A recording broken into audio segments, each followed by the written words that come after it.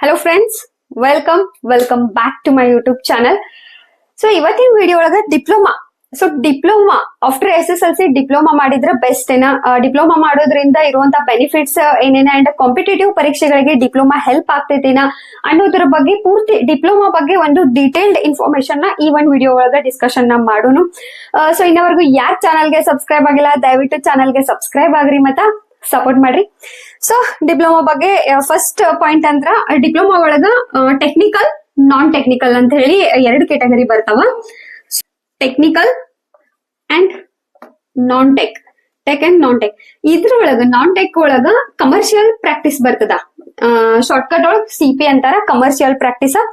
Again ಇದ್ರೊಳಗ ಏನ್ ಬರ್ತೈತೆ ಅಂದ್ರೆ CP ಇಂಗ್ಲಿಷ್, ಆಮೇಲೆ CP ಕನ್ನಡ ಅಂತ ಬರ್ತದ. ಆಕ್ಚುಲಿ ಕಮರ್ಷಿಯಲ್ ಪ್ರಾಕ್ಟೀಸ್ ನಾ ಸ್ವತಃ ಮಾಡೇನಿ. ಇದ್ರ ಬಗ್ಗೆ ಏನಾರ ಇನ್ಫಾರ್ಮೇಶನ್ ನಿಮಗ್ ಬೇಕಿತ್ತು ಅಂತಂದ್ರೆ ನೆಕ್ಸ್ಟ್ ಇನ್ ಡಿಟೇಲ್ಡ್ ಒಂದ್ ವಿಡಿಯೋ ಮಾಡೋಣ. ನೀವೇನಾರ CP ಮಾಡಿ ಕರೆಕ್ಟ್ ಆಗಿ ಒಂದ್ ವೇ ಒಳಗ್ ಹೋದ್ರಿ ಅಂದ್ರೆ ಡೆಫಿನೆಟ್ಲಿ ನೀವು ಕೋರ್ಟ್ ಆಗಿರ್ಬೋದು, KPSC ಒಂದು ಬೋರ್ಡ್ ಆಗಿರ್ಬೋದು, ಈ ತರ ಎಲ್ಲಾ ಟೈಪಿಸ್ಟ್ ಸ್ಟೆನೋಗ್ರಾಫರ್ದ ಬಹಳಷ್ಟು ಅವಶ್ಯಕತೆ ಇರ್ತದ. ಸೊ ಏನಾರ ಫಿನಾನ್ಷಿಯಲ್ ಪ್ರಾಬ್ಲಮ್ ಅದ, ಡಿಗ್ರಿ ಎಲ್ಲ ನಮ್ಗೆ ಮಾಡಕ್ ಆಗಂಗಿಲ್ಲ, ಡಿಪ್ಲೊಮಾ ಆದ ತಕ್ಷಣ ಗೌರ್ಮೆಂಟ್ ಜಾಬ್ ಬೇಕು ಅಥವಾ ಪ್ರೈವೇಟ್ ಒಳಗೂ ಜಾಬ್ ಬೇಕು ಅಂದವ್ರ CP is a best option. ಇದ್ರ ಬಗ್ಗೆ ಏನಾರ ಇನ್ಫಾರ್ಮೇಶನ್ ಬೇಕು ಅಂತಂದ್ರ ನೆಕ್ಸ್ಟ್ ವಿಡಿಯೋ ಒಳಗೆ ಮಾತಾಡೋಣ. ದೆನ್ ಈಗ ಟೆಕ್ನಿಕಲ್ ಒಂದು ಡಿಪ್ಲೊಮಾ ಒಳಗ್ ಬರೋದಾದ್ರೆ ಇಂಪಾರ್ಟೆಂಟ್, ಆಕ್ಚುಲಿ ಡಿಪ್ಲೊಮಾ ಒಳಗ ಬಹಳ ನೂರಾರು ಕೋರ್ಸ್ಗಳು ಬಂದಾವಿಲ್ಲ, ಬಟ್ ನಾ ಇಲ್ಲಿ ಇಂಪಾರ್ಟೆಂಟ್ ಡಿಪ್ಲೊಮಾ ಕೋರ್ಸಸ್ ಬಗ್ಗೆ ಮಾತಾಡತೀನಿ. So first diploma in civil engineering and diploma in E&E electronics and electrics, then diploma in computer science, automobiles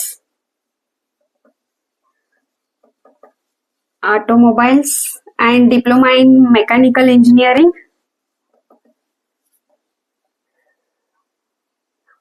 and E&C.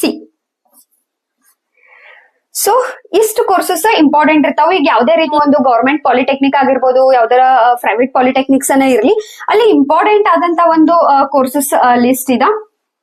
ಇಷ್ಟು ಟೆಕ್ನಿಕಲ್ ಒಳಗೆ ಹೋದ್ರಿ ಅಂತಂದ್ರೆ diploma in civil engineering, diploma in E&E computer science, automobiles, mechanical engineering and electronic and communication. So non technical ಒಳಗೆ ಹೋದ್ರಿ ಅಂದ್ರೆ CP ಬರ್ತೈತಿ. ಹಾಗೇನ ಅದ್ರೊಳಗೆ ಎರಡು ಒಂದು ಕೋರ್ಸಸ್ ಅದಾವ, CP in English and CP in Kannada. Okay, ಈಗ ಡಿಪ್ಲೊಮಾ ಮಾಡೋದ್ರಿಂದ ಏನೇನ್ ಬೆನಿಫಿಟ್ಸ್ ಅದಾವು? ಡೈರೆಕ್ಟ್ SSLC ಆದ ತಕ್ಷಣ SSLC ಆದ ತಕ್ಷಣ ನೀವ 3 years ಇದೊಂದು ಕೋರ್ಸ್ ಇರ್ತದ ಡಿಪ್ಲೊಮಾ. ಸೊ ಫಸ್ಟ್ ಬೆಸ್ಟ್ ಒಂದು ಬೆನಿಫಿಟ್ ಏನಪ್ಪಾ ಅಂತಂದ್ರ ಡೈರೆಕ್ಟ್ ಒಂದು ಪ್ರಾಕ್ಟಿಕಲ್ ಸ್ಕಿಲ್ ನಿಮ್ದ ಇಂಪ್ರೂವ್ ಆಗ್ತದ. ಸೆಕೆಂಡ್ ಥಿಂಗ್, ನೀವು ವರ್ಕ್ ಫೀಲ್ಡ್ ಒಳಗ ಬಹಳ ಬೇಗ ಹೋಗ್ಬೋದು. ಅಂದ್ರ 3 years ನೀವು ಕಂಪ್ಲೀಟ್ ಮಾಡಿದ ತಕ್ಷಣ, ಈಗ ಡಿಪ್ಲೊಮಾ ಇನ್ ಸಿವಿಲ್ ನೀವು ಕಂಪ್ಲೀಟ್ ಮಾಡ್ತೀರಿ, ನಿಮಗ್ BA ಎಲ್ಲ ಮಾಡಾಕ ನಿಮ್ ಕಡೆ ಫಿನಾನ್ಷಿಯಲ್ ಪ್ರಾಬ್ಲಮ್ ಐತಿ ಅಂದಾಗ ಡೈರೆಕ್ಟ್ ಆಗಿ ನೀವು ಡಿಪ್ಲೊಮಾ ಮೇಲೆ ಪ್ರೈವೇಟಿಗೂ ಜಾಯಿನ್ ಆಗ್ಬೋದು, ಗೌರ್ಮೆಂಟ್ ಅನ್ನು ಕಾಲ್ಫಾರ್ಮ್ ಆಗ್ತಿರ್ತಾವ.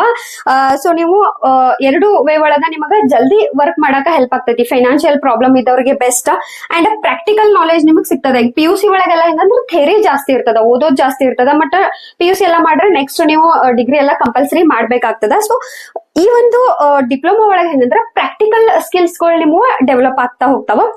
ಥರ್ಡ್ ಇಂಪಾರ್ಟೆಂಟ್ ಪಾಯಿಂಟ್ ಅಂದ್ರೆ ನಿಮ್ಮ ಒಂದು ಕರಿಯರ್ ಆರ್ ಗೋಲ್, ನಿಮ್ದು ಏನಾರ ಪ್ಲಾನ್ ಪರ್ಫೆಕ್ಟ್ ಆಗಿ ನಿಮ್ದೊಂದು ಪ್ಲಾನ್ ಇರ್ತದ. ಏನಂದ್ರೆ ನಾ ಸಿವಿಲ್ ಇಂಜಿನಿಯರ್ ಆಗ್ಬೇಕಂತ ನೀವು ಡಿಸೈಡ್ ಮಾಡಿರ್ತೀರಿ. ಅವಾಗ ನೀವು ಡಿಪ್ಲೊಮಾ 3 years ಮಾಡಿ ಅದಾದ್ಮೇಲೆ BE ಮಾಡಿದ್ರಿ ಅಂದ್ರೆ ಅವಾಗೂ ನಿಮಗ್ ಬೆನಿಫಿಟ್ ಆಗ್ತದ. PUC ಮಾಡಿದ್ರಿ ಅಂದ್ರೆ ಏನಾಗ್ತದ, ನೀವು ಥಿಯರಿ ಓದಿರ್ತೀರಿ. ಡಿಪ್ಲೊಮಾ ಒಳಗೆ ಆಲ್ರೆಡಿ ನೀವು ಪ್ರಾಕ್ಟಿಕಲ್ ಸ್ಕಿಲ್ ಎಲ್ಲ ನಿಮಗ್ ಇರೋದ್ರಿಂದ BE ಮಾಡುವಾಗ ನಿಮ್ಗೆ ಅಷ್ಟು ಡಿಫಿಕಲ್ಟ್ ಆಗಂಗಿಲ್ಲ, ಈಸಿ ಆಗ್ತದ. ಸೊ ಹಿಂಗಾಗಿ ಡಿಪ್ಲೊಮಾ ಇಂದ ನಿಮ್ಮ ಒಂದು ಕರಿಯರ್ ನಾ BE ಮಾಡತೇನಿ, ನಾ ಇಂಜಿನಿಯರ್ ಆಗ್ತೇನಿ ಅಥವಾ ನಾನು ಗೌರ್ಮೆಂಟ್ ಜಾಬ್ ತಗೋತೀನಿ, ಈ ತರ ಪ್ಲಾನ್ ಇತ್ತಂದ್ರ ಡಿಪ್ಲೊಮಾ ಇಸ್ ಬೆಸ್ಟ್.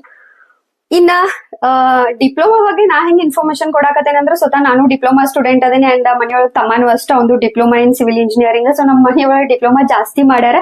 ಸೊ ಹಿಂಗಾಗಿ ಡಿಪ್ಲೊಮಾ ಇಂದ ಆಗುವಂತ ಬೆನಿಫಿಟ್ಸ್ ಆಗಿರ್ಬೋದು, ಇದ್ರ ಬಗ್ಗೆ ಆರಾಮಾಗಿ ನನ್ನ ಎಕ್ಸ್ಪ್ಲನೇಷನ್ ನಿಮ್ಗ ಕೊಡ್ಬೋದು. ಇನ್ನು ನಿಮ್ಗ ಒಂದು competitive ಎಕ್ಸಾಮ್ಸ್ಗೆ diploma help ಆಗ್ತದೆನಾ?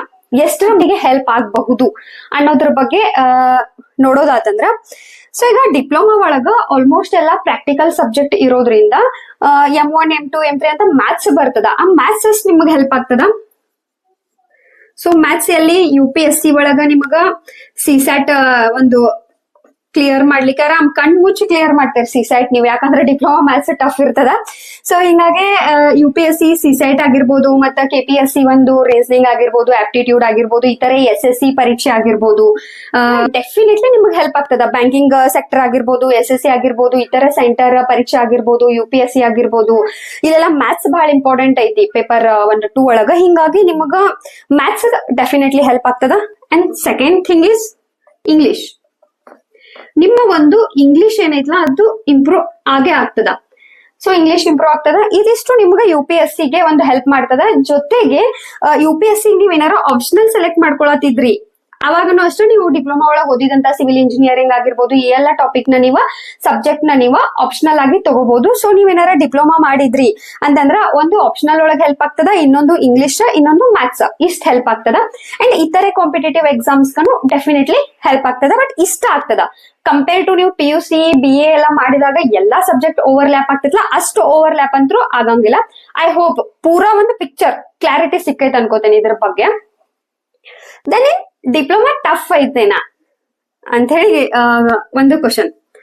S, definitely diploma ತೀರಾ ಏನ್ ಈಸಿ ಅಂದ್ರೂ ಇಲ್ಲ, ಟಫ್ ಐತಿ. ಯಾಕಂದ್ರ ಪ್ರತಿ ವರ್ಷಕ್ಕೆ 2 ಸೆಮ್ ನೀವು ಪ್ರತಿ ಸೆಮ್ ಹೊಸ ಹೊಸ ವಿಷಯಗಳು ಸಬ್ಜೆಕ್ಟ್ಗಳು ಬರ್ತಾ ಹೋಗ್ತಾವ. PUC ಒಳಗೆ ಹೆಂಗಂದ್ರ SSLC ಒಳಗೆ ನೀವ್ ಏನ್ ಓದಿರ್ತಿರಲ್ಲ ಅದ ಸಬ್ಜೆಕ್ಟ್ ಇರ್ತೈತಿ. ಸೈನ್ಸ್ ತಗೊಂಡಿದ್ರಿ ಅಂದ್ರೆ ಅದ ಮ್ಯಾಥ್ಸು, ಬಯಾಲಜಿ ಇವ ಇರ್ತಾವ. ಆಮೇಲೆ ಹಿಸ್ಟ್ರಿ ತಗೊಂಡ್ರ ಪಾಲಿಟಿ, ಎಕನಾಮಿಕ್ಸ್ ಇವ ಬರ್ತಾವ. ಬಟ್ ಡಿಪ್ಲೊಮಾ ಒಳಗ ಸಡನ್ ಆಗಿ ಹೊಸ ಸಬ್ಜೆಕ್ಟ್ ಗಳಿಗೆ ಬರ್ತಾವ. ನಿಮಗ ಮ್ಯಾಥ್ಸ್ ಆಗಿರ್ಬೋದು, ಫಸ್ಟ್ 1 ಇಯರ್ ಒಳಗ ಅಷ್ಟೇ ನಿಮ್ಗೆ ಇಂಗ್ಲಿಷ್ ಗ್ರಾಮರ್ ಅದು ಬರ್ತದ. ಅದಾದ ತಕ್ಷಣ ಅಗೈನ್ ಮತ್ತೆಲ್ಲ ನಿಮಗ ಪ್ರಾಕ್ಟಿಕಲ್ ಸಬ್ಜೆಕ್ಟ್ ಅನ್ನ ಬರ್ತಾ ಹೋಗ್ತಾವ. ಸೊ ಇಲ್ಲಿ ಸ್ವಲ್ಪ ಎಫರ್ಟ್ ನೀವು ಹಾಕಿದ್ರಿ ಅಂತಂದ್ರೆ ಡೆಫಿನೆಟ್ಲಿ ಅತಿ ತೀರಾ ಪಾಸಿಬಲ್ ಇಲ್ಲ ಅಂತಲ್ಲ. ಬಿಕಾಸ್ ನಾ ಕನ್ನಡ ಮಾಧ್ಯಮ ಒಳಗ ಓದೇನಿ, ನನ್ನ ತಮ್ಮನು ಕನ್ನಡ ಮಾಧ್ಯಮ. ಸೊ ಆರಾಮಾಗಿ ನಾವು ಡಿಪ್ಲೊಮಾನ ಯಾವುದೇ ರೀತಿ ಬ್ಯಾಕ್ಲಾಗ್ ಇಲ್ದ ಡಿಸ್ಟಿಂಕ್ಷನ್ ಒಳಗೆ ಪಾಸ್ ಮಾಡೇವಿ. So diploma is the best option when ಯಾವಾಗ ನಿಮ್ಮ ಫಿನಾನ್ಷಿಯಲಿ ಒಂದಷ್ಟು ನಿಮ್ಗ ಪ್ರಾಬ್ಲಮ್ ಇರ್ತೈತಿ ಅಂಡ್ ಬೇಗ ನೀವು ಜಾಬಿಗೆ ಜಾಯಿನ್ ಆಗೋ ಒಂದ ಅರ್ಜೆನ್ಸಿ ಇರ್ತದ.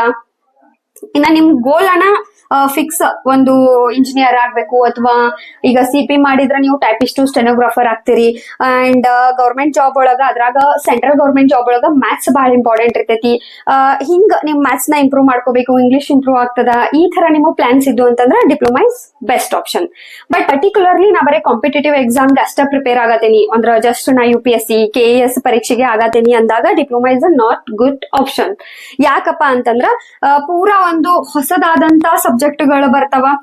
ಅಂಡ್ ನಿಮ್ಮ ಗೋಲ್ ಐತಿ ನಿಮಗ್ BA ಮಾಡೋ ಪ್ಲಾನ್ ಇಲ್ಲ, ನಿಮಗ್ ಸ್ಟೆನೋಗ್ರಾಫರ್ ಆಗೋ ಆಸೆ ಇಲ್ಲ, ನಿಮಗ್ ಜಸ್ಟ್ KAS ಆಫೀಸರ್ ಆಗ್ಬೇಕು, IAS ನ ಪರ್ಟಿಕ್ಯುಲರ್ಲಿ ಆಗ್ಬೇಕು ಅಷ್ಟ ನಿಮ್ಮ ಪ್ಲಾನ್ ಇದ್ದಾಗ diploma is not good option ಅಂತ ಹೇಳ್ಬೋದು. ಸೊ ನೆಕ್ಸ್ಟ್ ಒಂದ್ ವಿಡಿಯೋ ಒಳಗ ನಾನು PUC ಮಾಡಿದ್ರೆ ಬೆಸ್ಟ್ ಏನ, ಅದ್ರೊಳಗು ಆರ್ಟ್ಸ್ ಮಾಡ್ಬೇಕು, ಸೈನ್ಸ್ ಮಾಡ್ಬೇಕು, ಯಾವ್ದು ಬೆಸ್ಟ್ ಅಂಡ್ ಕಾಂಪಿಟೇಟಿವ್ ಎಕ್ಸಾಮ್ಗೆ ಯಾವ್ದು ಬೆಸ್ಟ್ ಅನ್ನೋದ್ರ ಬಗ್ಗೆ ಎಕ್ಸ್ಪ್ಲೇನ್ ಮಾಡ್ತೇನೆ. ಅಂಡ್ ಡಿಪ್ಲೊಮಾ ಮಾಡೋದ್ರಿಂದ ನಿಮ್ಗೆ ಪ್ರೈವೇಟ್ ಒಳಗು ಆಪ್ಷನ್ ಸಾಕಷ್ಟು ಅಪರ್ಚುನಿಟೀಸ್ ಸಿಗ್ತಾವ, ಅದ್ರೊಳಗೆ ಯಾವುದೇ ರೀತಿ ಡೌಟ್ಸ್ ಇಲ್ಲ. ಐ ಹೋಪ್ ಈ ಒಂದು ಇನ್ಫಾರ್ಮೇಶನ್ ನಿಮ್ಗೆ ಯೂಸ್ಫುಲ್ ಆಗೈತೆ ಅನ್ಕೋತೇನೆ. ನೆಕ್ಸ್ಟ್ ಇಂಥದ ಒಂದು ಇಂಪಾರ್ಟೆಂಟ್ ಅಂಡ್ ಇಂಟ್ರೆಸ್ಟಿಂಗ್ ಕಂಟೆಂಟ್ ಜೊತೆ ಸಿಗೋಣ. Thank you.